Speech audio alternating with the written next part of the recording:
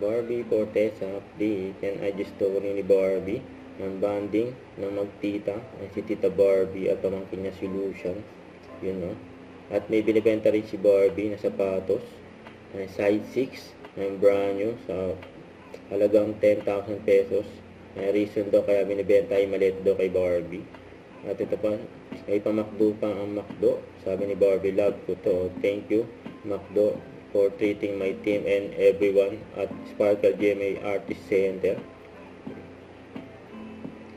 An event ni Barbie for Beauty Empire. Mukhang mag-i-start na si Barbie for Beauty Empire. Excited na yung mga fans mo. At may maswerte din nakapagpa-picture kay Barbie. Ayan, nagtatrabaho sa GMA. Ayan, grabing ganda ni Barbie. Puti. Ito pa. Ayan, after ng event. Ayan, kumain si Barbie ng steak. Nagutom. Don't forget to subscribe and click the notification bell for more update. This is Richard Reaction Live. Stay tuned for more videos. See ya.